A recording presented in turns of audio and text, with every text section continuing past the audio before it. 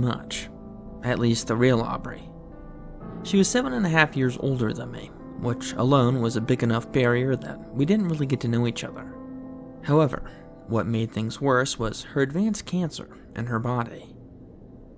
She was constantly in and out of hospitals due to her condition, which made it very hard for her to have a normal childhood. If I was lucky, my parents would take me to see her on the weekends, or if she was home, she was not really feeling up to doing much, which I don't blame her. Things with her would slowly get worse when I'd get into middle school. I remember the whole family came to spend some time with her before the inevitable was going to happen. As hard as things were for me, I knew that my sister had it way worse. On one of the weeks of my sister's passing, my mom's brother, Uncle Rob, came to stay with us for a few days. Uncle Rob was the coolest. He was my mom's older brother who lived out of state, but he was the coolest guy. He drove a big truck and co-owned a construction company, which made him secretly wealthy. Rob grew up with only sisters and had no kids of his own. So for whatever reason, when he came to visit, he made sure to make me feel special. I'm willing to bet that it had to do with the fact that I reminded him of himself. The Saturday he came to visit, he woke me up extra early, I think around 6 or so in the morning. My parents were still at the hospital with my sister, so Uncle Rob and I had the house to ourselves. At first, Uncle Rob waking me up on a Saturday at 6 was incredibly annoying. However, it didn't take him long to make me smile. "Hey Jake, let's give your gaming setup an upgrade," he said while hitting me in the head with the pillow. I sat up in bed and rubbed my eyes. My mom was strict on what I did with my free time. She didn't like the idea of me playing video games in another room when I could be spending time with family or with my sister, which was fair. But kids are allowed to have fun every now and then. "But, Uncle Rob, I don't have a gaming setup," I said as I began to stretch. "Oh my gosh, it's even worse than I thought," he said while pretending to write on a piece of paper and handed it to me. "Here, it's your prescription to have a cool gaming setup, effective immediately." I smiled and got out of bed. "Meet me in the truck in 2 minutes. We got a lot of work to do today," he exclaimed as he left my room and went out to his truck. I quickly got ready and met him out there. The early morning chill bit my face, but his warm truck quickly remedied this problem. "So here's the deal, my fuzzy little friend. I did some measurements and I noticed that one of the rooms in your basement has a huge closet," my uncle said as he pulled out of the driveway. "I'm willing to bet you that I could build you a secret room connected to that closet, and none of your parents would know. Perfect for a gaming room. What do you think?" My eyes lit up even more. "How would we do that?" I asked, astonished. "My parents will be home tonight. There's no way that we're going to get away with this." Uncle Rob gave me a look that said, "Do you not know who I am? I've been sneaking stuff past your sister all my life, and I've never been caught yet. Plus, you forgot that I'm the best, and I can do anything." Uncle Rob took us to Home Depot and picked out some drywall, paint, and other materials to help make this thing happen. He had all the tools he needed in the back of his truck. After Home Depot, we stopped by a GameStop and picked up a new console with games, controllers, and even a headset. "Alright, now I'm counting on you not to get caught playing too much, and if you do, don't tell them that I gave you this stuff," he said while smiling. We went back home and began working on the room immediately. The basement had been recently finished, but there were still supplies and debris left behind. Uncle Rob started right away and cut a 4-foot rectangular hole in the closet wall and got to work. Sure enough, behind the wall was a small opening about 8 feet by 5 feet. Ideally, this was a small space to not really be able to do anything, but for a secret gaming room, this was perfect. After a couple of hours of laying carpet, building the setup, and covering the hole with a new piece of painted drywall, the secret game room was complete. At this point, I hadn't played much video games. Uncle Rob was able to show me a few things, but it took me a while to really get into it. My parents came home that night, and Uncle Rob and I said nothing about the cool room we just made. However, the excitement of the fun day came to a screeching halt as we were told by my parents that my sister's condition had gotten worse. Uncle Rob went home the next week and my sister ended up having to stay at the hospital. Aubrey, my sister, ended up having complications in the next couple of months and passed right before my 13th birthday. Things were never the same, not just for me but for my parents. But as cruel as fate was, I still had to grow up without my sister, and my parents had to move on. 4 years later, I was on track to graduate high school and worked a job as a pizza delivery guy in my town. My town was small, so small that the beater truck that my parents gave me was able to handle the load of driving pizzas to the locals. Even at this point, my parents had no idea that my Uncle Rob had completely made a new room tucked away in the basement. I was able to talk to my parents into changing rooms so that the hidden game room was in my closet in the basement. I was needing money for college, so I worked overtime at the local pizza place in town. Most people knew me or my parents, so the job was pretty chill for most of the time. However, there were a few times that, driving late at night, that I thought I would see something, either in the road or just off the shoulder. Driving to drop off the last pizza for the night, I was driving to the more remote part of the town. It was early December, and the Colorado winter already provided snow to our small town. Most cars here are either equipped with 4x4 abilities or the drivers are experienced enough to not have any issues. I was driving down the dark street to deliver the pizza when my headlights came across a flipped vehicle. It took me a couple of seconds to process what I was looking at. Smoke could be seen coming from the exhaust of the overturned car, and the hazard lights were weakly flashing. Oh no, I thought, as I put my truck in park and got out to help. I called 911 on my phone and went to see if the person driving was okay.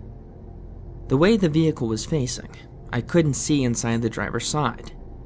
Out of curiosity, I walked over to the driver's side just to make sure that everyone was okay. Sure enough, sitting in the driver's seat was an older woman. She was upside down but still buckled in the seat. The vehicle was still running, and the woman was surprisingly not injured, save for a small scratch on the forehead. "Hey, are you okay?" I asked while peering into the car. "Oh, I'm fine. Just a bit embarrassed is all. I can't believe I just did that. I just bought this car," the woman said, embarrassed. "Don't worry about the car, ma'am. All that matters is that you're okay. I already called 911 and that they're on their way. Do you need anything? Do you want me to stay till they get here?" "Thank you so much, young man. Well, I can't really get out of this car the way it's positioned, so there's not really much more you can do for me. But thank you," the woman said politely. "Well, I'll tell you what. I have to deliver this pizza really quick down the road, but when I'm done, I'll come back and wait with you until help arrives," I said in hopes to help calm the woman, or at the very least to be polite. "That's not necessary, but thank you for calling for help. I don't live far from here. I can call my husband to come help me." I walked back to my truck and got in. I was able to find the customer's residence, despite the home itself being poorly lit. A large man answered the door and handed me a crumpled $20 bill.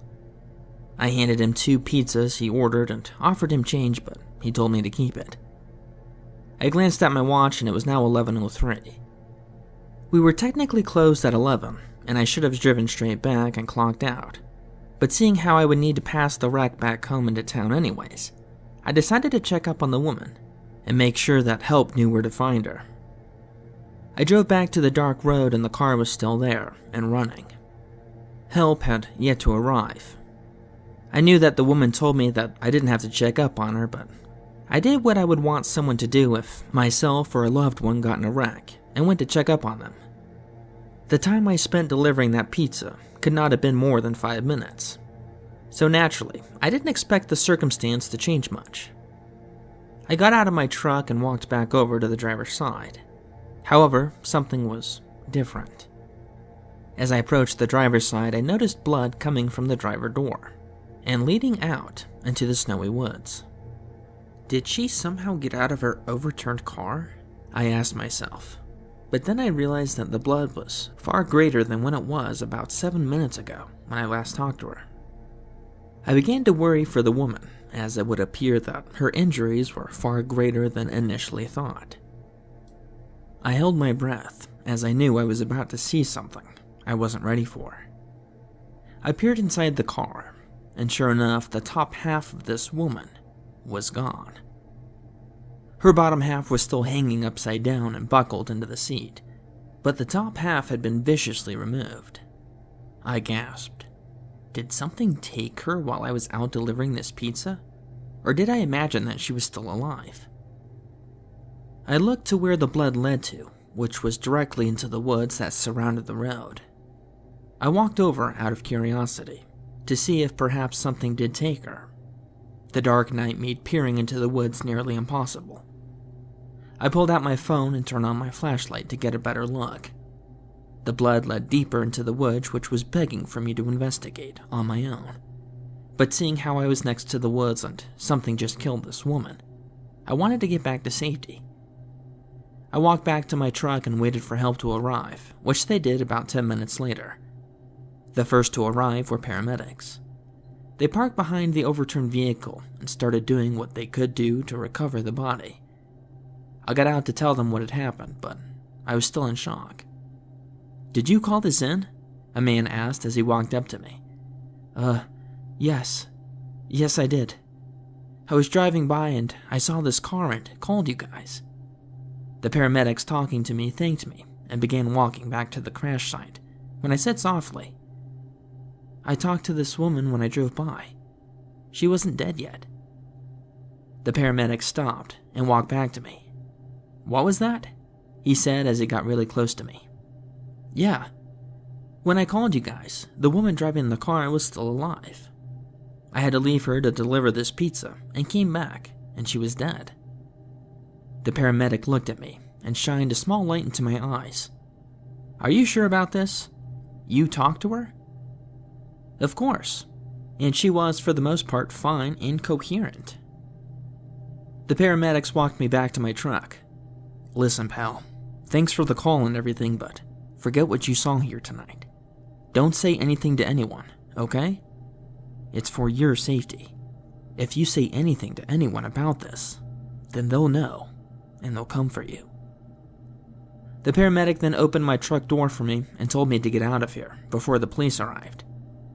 Obviously, I didn't ask questions. I got out of there as quickly as I could while still being safe. I could see the other emergency vehicles ahead in the direction that I just left from. I got back to the pizza shop later than anticipated and got an earful from my boss. "What took you so long? That drive should have taken you 20 minutes tops."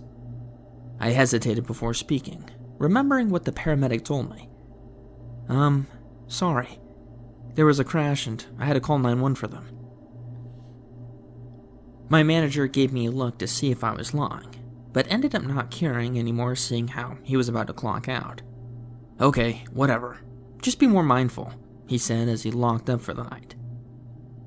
I drove back home wishing I had someone to tell about this experience, but I was so shook up with what just happened. Did me leaving get that woman killed? Or had I stayed, would I have ended up like her? These are questions that haunted me when I went inside my house. The lights were off inside. My parents were early birds, so they'd probably been asleep for a few hours now. I was tempted to wake them up to tell them what had happened, but I figured it was something that could wait till morning. Thankfully, the weekend was here, and I didn't have to go to school the next day, and my shift for the pizza restaurant wasn't until nighttime. So, like any teen being bored, I went to my room into the basement, and went into my hidden gamer room. I normally enjoyed staying up late, but something about this night was off. Perhaps it had to do with the fact that I was tired from school and work, or having to deal with seeing that top half of the older woman removed from their body being too much. But nonetheless, something about this night didn't feel right. Around 2 or so in the morning, I got a text from my mom.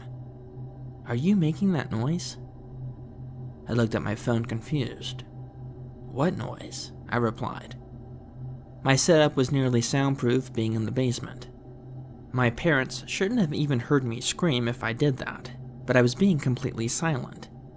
My mom's text, for some reason, gnawed at the back of my head as I continued to play. About an hour later, I got another text. "Where are you?" Now I was scared. Why was my mom asking where I was at 3 in the morning? I was about to call my mom when I received another text from her, but the text didn't have any words, but 2 pictures. The first picture was taken in my parents' bedroom. The perspective was as if someone was standing at the foot of their bed. 2 figures could still be seen in bed, but their conditions were unknown. The next image is what really concerned me. It was mostly blurred with light, as if someone took a selfie too close and the flash was on, but I was able to make out 2 things from the image. The first was the eye of whoever took the picture. Whosever eye was in this picture, their pupil was not circular, but rather a bar, much like that of a goat. The second thing that I noticed, in the bottom right-hand corner of the image, was a mouth that resembled a dog or a wolf's. I paused. My mom was not one for jokes. She had become much more serious since my sister died. Whoever was texting me these images were clearly not my mother, but also currently in my house. I turned my game console off and removed my headset. Once doing so, I could hear everything above me. It sounded as if an animal with nails or claws was walking on the main level hardwood floor. Sounds of things crashing and even screaming could be heard. I knew right away that something was wrong. However, the sounds of whatever was upstairs seemed to move around the house. At one point, I could have sworn that the sounds made their way down the stairs and even into my room. I called the police and told them that there was someone in my house. I tried my best to be as quiet as I could, but seeing how scared I was, I felt like whatever was in the basement with me was for sure going to hear me. I told them my address and that I feared for my parents' lives and to get here as soon as possible. The 10 or 15 minutes it took the police to get to my house felt like hours. When they knocked on my front door, I nearly jumped out of my skin. By this time, whatever was in my house had made its way back up the stairs. I could hear whosever footsteps run in the opposite direction of the front door, and out the back door which led to the woods. I waited. I wanted to make sure that whatever ran out of my house was a good ways away before I tried to answer the door.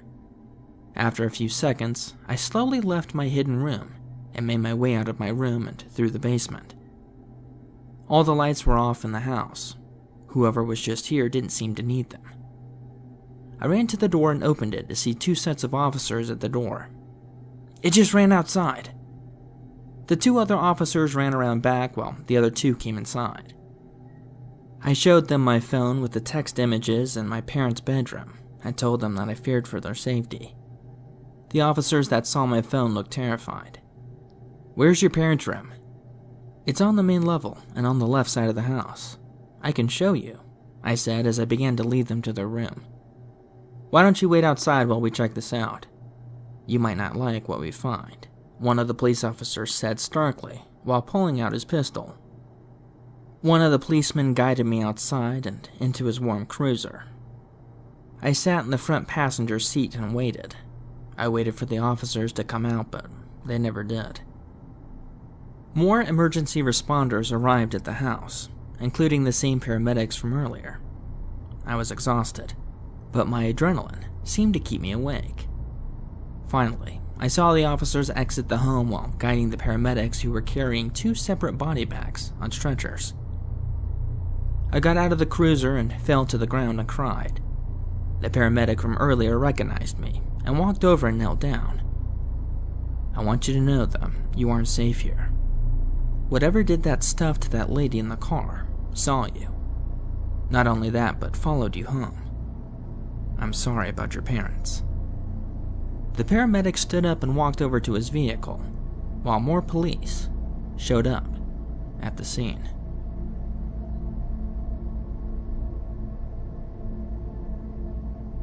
The library. A couple of years ago, I worked at Idaho State University in Pocatello, Idaho. At the time I was attending as a student, but I had just broken up with my boyfriend, and the holidays were just around the corner. Seeing how I came from a broken family and that I didn't have anywhere to go for the holidays, I decided to pick up a few shifts at the library on campus. Most students and teachers would be gone for the week, and I would essentially just make sure that someone was at the library so no one would steal anything or trash the place. The hours were pretty chill, seeing how the library would be open from 10 a.m. to 7 p.m. I would be working alongside a security guard for most of it, but in all actuality, I would just get paid to be sitting on my phone and answering any questions from students. That is, if any of them came in. What made this job unique, however, was that the rumor around campus was that the university was haunted. More specifically, the science lab that was located on the second floor of the library. The first day of the holiday break was quite startling. The campus itself was nearly isolated. The cold weather in the small town didn't offer much aside from the university, so many students rightfully went back to their hometowns. The first morning I clocked in, I was surprised to see that no one came into the library aside from Bradley, the security guard, who happened to live in this town. Bradley wasn't a student and was in his late 40s, but kept mostly to himself. The first day, he maybe talked twice, both times asking if I needed anything, as he went out to get a coffee or smoked a cigarette. Despite the little work I was actually doing at the library, I couldn't help but notice that the darker it got outside, the more on edge I was. This wasn't just in the library, but on campus as well. I felt like I was in a ghost town, or some colony on a distant planet, in which I was a million miles away from the nearest civilization. 7 p.m. hit finally, and I locked the doors to the library. Bradley had gone home early for whatever reason, and I was responsible for making sure all the doors were locked, and that no one was hiding in the library. I went upstairs to the science lab, and sure enough, it looked just how I had left it earlier this morning. I couldn't even recall if anyone even went to the second floor, seeing how slow we were. I turned off all the lights and made my way through the dark library. I went outside and locked the last door from the outside. Even though Bradley was older and didn't talk much, I kinda wish he had stayed and gave me company.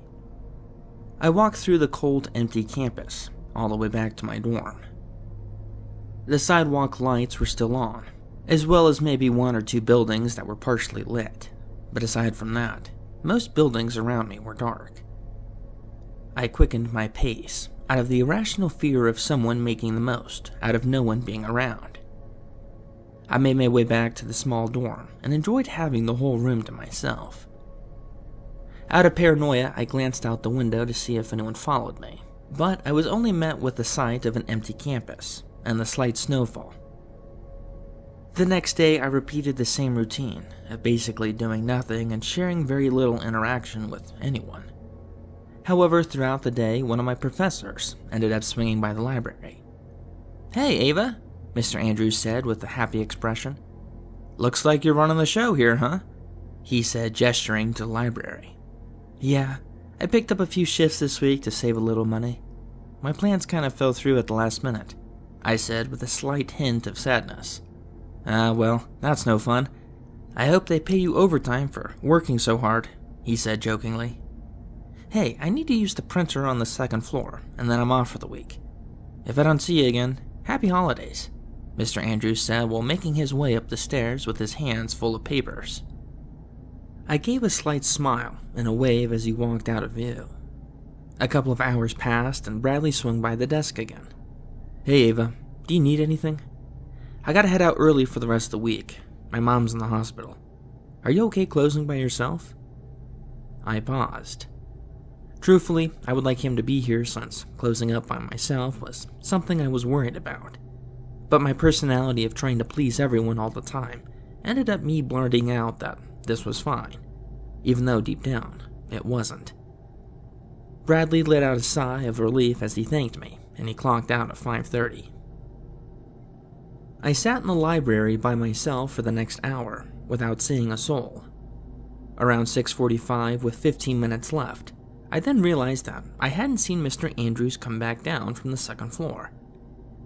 He was a great teacher and a friendly enough guy that I wasn't worried about being in the library alone with him, but I still needed to make sure that no one was left in the library after 7 o'clock.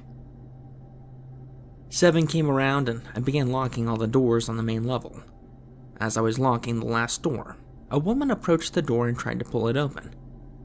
"I'm sorry, we just closed," I said through the glass. The woman on the other side of the door was older. The way she was dressed and her age told me that she probably didn't work for the school, and that she definitely was not a student. Her hair was matted, as if she hadn't bathed in a while. Her clothes told me that she was probably homeless and looking for a warm place to stay. When I told her that we were closed, it appeared as if she didn't know what I was talking about. She tried the door handle again, and I told her the same thing. "Sorry, we're closed," again, but this time slightly agitated. She seemed unfazed by this and just stood there and stared at me. I turned and left, seeing how this person was probably crazy, and that I needed to make sure that I closed up before I could leave. I went to the second floor to see if Mr. Andrews was still upstairs. All the computers were still off, but the printer was on. I went to turn it off, but saw that it was still in the process of printing, but needed more ink. "Mr. Andrews, are you still up here?" I asked in the empty computer section, but no one answered. I felt bad closing up the library if he was still inside, but I needed to go home. But in all fairness, he had just been here for a few hours and could have asked for help. Maybe he just left, I thought to myself. From the second floor, I happened to glance outside to the empty campus, just out of habit, and I noticed that the woman was still here. She was no longer by the front door in which I had locked, but she stood in the middle of the courtyard, looking directly at me. What is with this creep? I thought.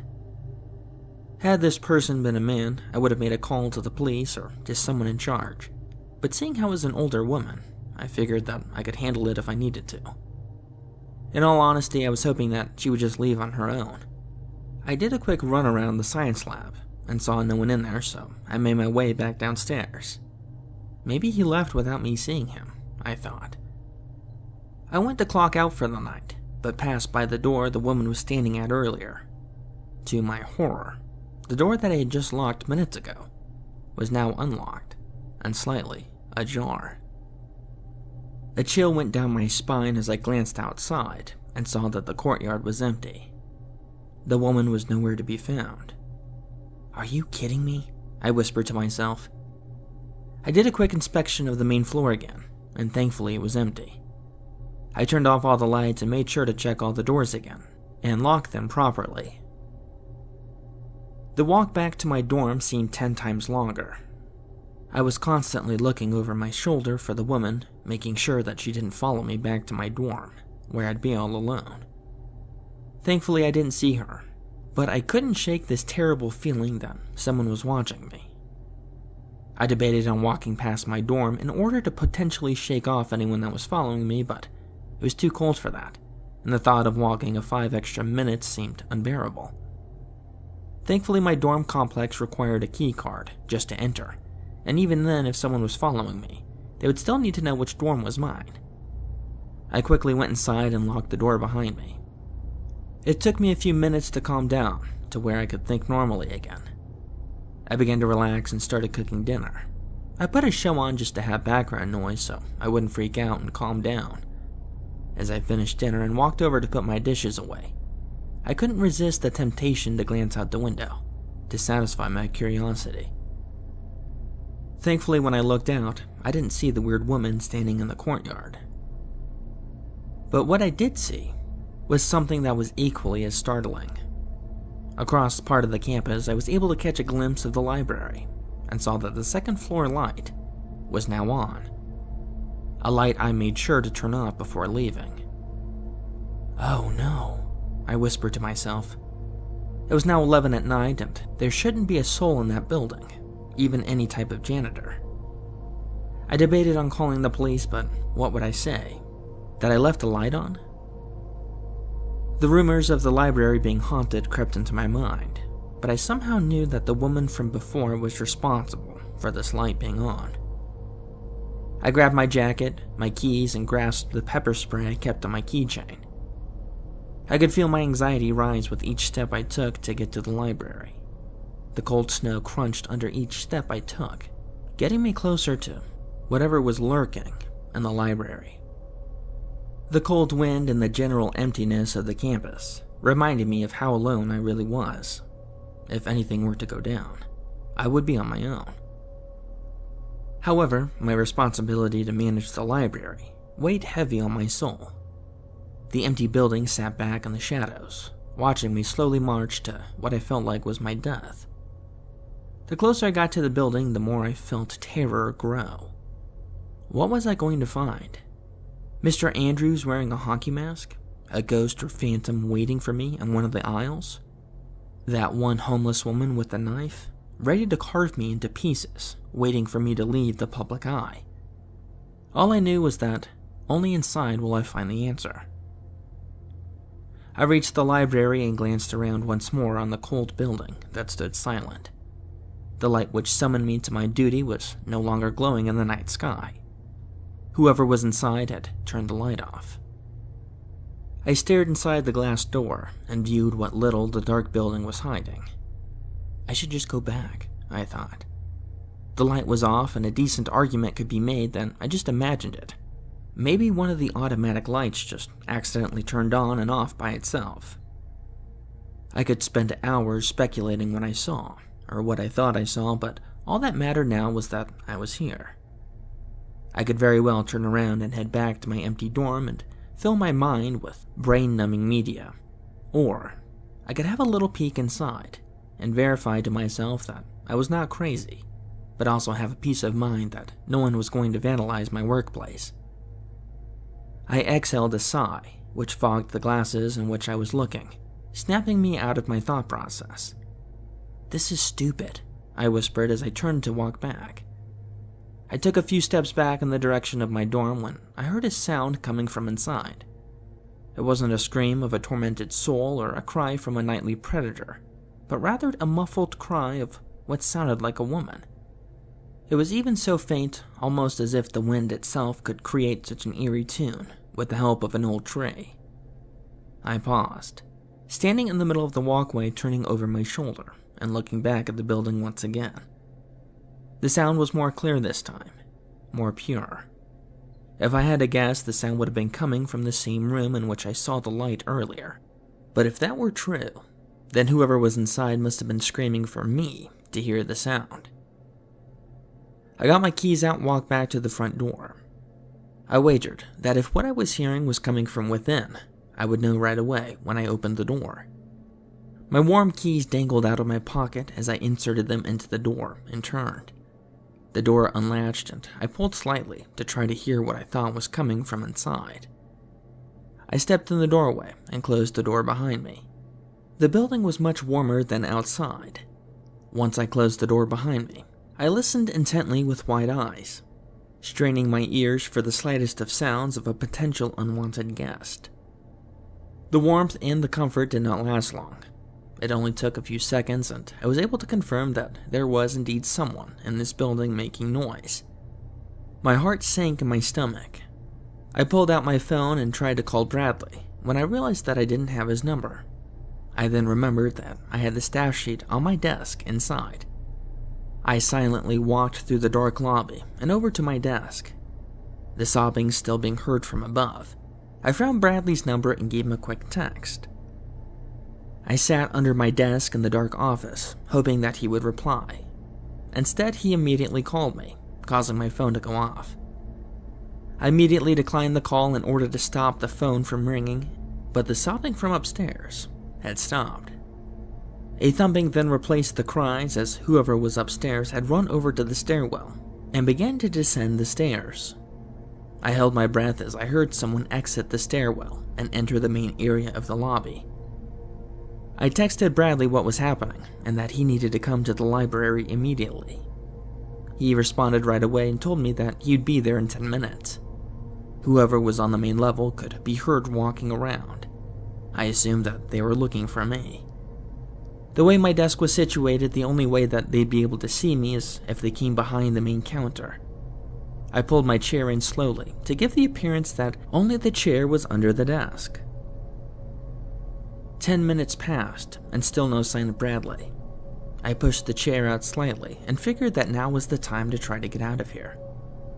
I lost where the person went in the building and figured that my odds to make it to the door were pretty good. I crawled out from beneath the desk and silently walked to the front door. Out of my peripheral, I could see that someone was standing in one of the aisles. I froze, paralyzed with fear. I didn't even breathe, I was so scared. The dull green glow of the exit sign casted enough light to process the image that stood before me. In front of me was a woman slightly slouching, facing the wall. Her hair was long and scattered. I could tell that whoever this was had removed their clothes, and I could see scars covering their body. This was a greatly disturbed person, and for the briefest of moments, my fear was nearly replaced by sympathy.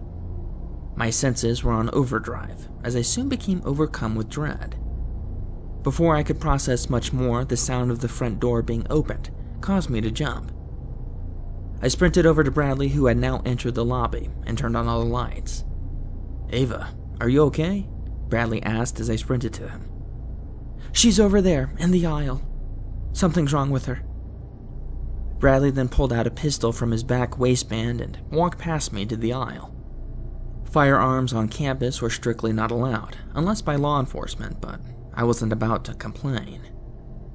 Bradley walked slowly from the beginning of each aisle and glanced down, while pointing his pistol ahead of him. After clearing the 14 aisles, he turned back to me. "She's not here. Are you sure you saw someone here?" he asked, confused. "Yes, there is a woman in this building." "I tell you what," Bradley said. "I'll finish looking around the building on my own and close up. I can handle myself," he said while smirking and nodding to his gun. "Worst case scenario, I'll call the police if it gets out of hand. You should go home." I nodded. I was covered in sweat and I was tired after a long day. "Text me if you need anything," I said as I walked past Bradley and out the door.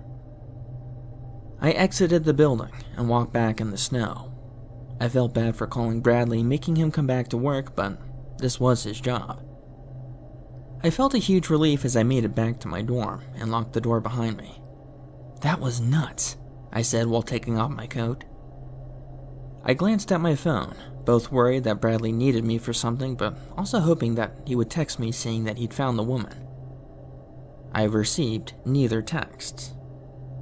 I ended up falling asleep quickly, but I didn't dream that night.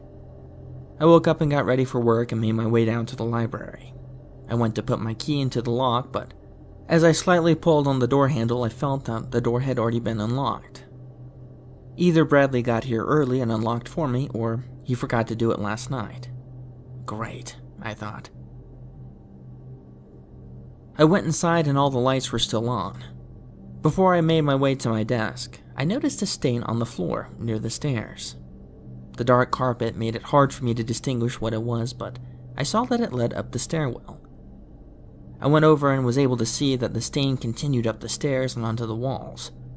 I could tell that from the walls that the stains were indeed blood, and a lot of it. I didn't risk investigating further and ran outside and called the police. I told them that I had a reasonable suspicion that someone had died at my work, and to send emergency units right away. The response time was incredible. Apparently there was an officer near campus that was able to take my call and met me outside. Not long later, other officers and an ambulance pulled up into the parking lot. The paramedics went inside and eventually exited the library with a body bag, and I was then questioned by the police. The police didn't reveal any information at first, and questioned me about what had happened. I told them about the woman, and how I called security to come take care of it. The police changed their expression from confusion to concern. After 20 minutes of heavy questioning, they then revealed that what they found was a mutilated body of a 47-year-old Bradley Whitfield on the second floor. His bowels had been removed and his head had been crudely removed. They then asked me who Ava Jepson was, and I told them that that was me, and how they knew my name. The officer looked at me with a blank stare and told me that they had found his head sitting underneath my desk.